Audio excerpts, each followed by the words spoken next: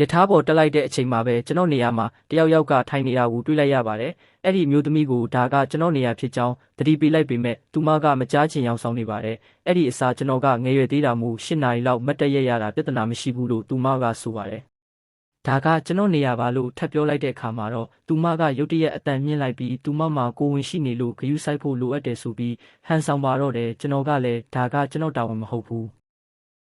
ဒီနေရာကိုရဖို့ကျွန်တော်ပင်ပန်းအလုပ်လုပ်ပြီးဝယ်ထားရတာခမ ्या အတွက်နဲ့ကျွန်တော်အလျှော့ပေးမှာမဟုတ်ဘူးခမ ्या မှာဒီနေရာကိုယူပိုင်ခွင့်မရှိဘူးလို့ပြန်ပြောလိုက်ပါတယ်သူမကမတ်တက်ရက်ပြီးကျွန်တော်မှာကိုချင်းစာတရားမရှိဘူးလို့အော်ဟစ်ကတခြားခီးတဲ့တွေကိုကျွန်တော်ကသူမကိုနှိပ်စက်နေပါတယ်ဆိုပြီးတနာစရာကောင်းအောင်ဟန်ဆောင်ပြပါတယ်မကြခင်မှာပဲတခြားသူတွေကကျွန်တော်ကိုဝိုင်းပြီးအပြစ်တင်ကြပြီးနေရာပေးလိုက်ဖို့ပြောလာကြပါတယ်ကျွန်တော်ကတော့ရေပဲရနေမိပြီးအတန်ကျေဆုံးပြောနေတဲ့အမျိုးသမီးစီလှည့်ကခမ ्या မှာဒီလောက်ကိုချင်းစာတရားတွေရှိနေရင်ခမ ्या နေရာကိုပဲသူမကိုပေးလိုက်ပါလားလို့ပြောလိုက်ပါတယ်အဲ့ဒီအမျိုးသမီးကလည်းသူမကအသက်ကြီးနေပြီမို့နေရာမပေးနိုင်ဘူးလို့ချက်ချင်းပြန်ညင်းပါတယ်ဒါကြောင့်ကျွန်တော်ကဒီနေရာအတွက်ကျွန်တော်ဒေါ်လာ900ပေးထားရတယ်ခမ ्या ကကျွန်တော်ကိုအဲ့ဒီငွေပြန်ပေးမယ်ဆိုရင်အခုချက်ချင်းနေရာဖယ်ပေးမယ်လို့အကြံပြုလိုက်တော့ဘာလို့ငါကပေးရမှာလဲလို့သူမကပြန်អော်ပါတယ်နောက်ဆုံးကျွန်တော်နေရာမှာထိုင်နေတဲ့အမျိုးသမီးကိုကဲ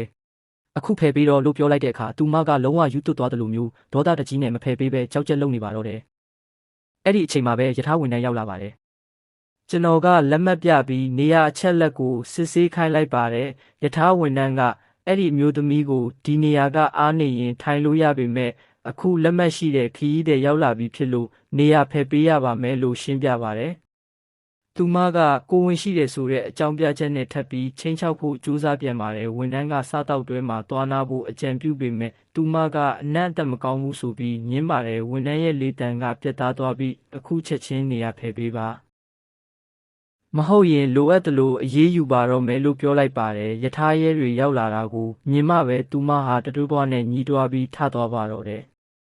နောက်ဆုံးတော့ကျွန်တော်ထိုင်ခွင့်ရသွားပါပြီဒါပေမဲ့9 မိနစ်တောင်မပြည့်ခင်မှာပဲနောက်ကကလေးမလေးတယောက်ကကျွန်တော်ထိုင်ကုန်ကိုကန်နေပါတော့တယ်တားလိုက်ပေမဲ့သူကမောက်မာစွာနဲ့ကျွန်တော်ကိုရှာထုတ်ပြပြီးပြောင်ပြပါတယ်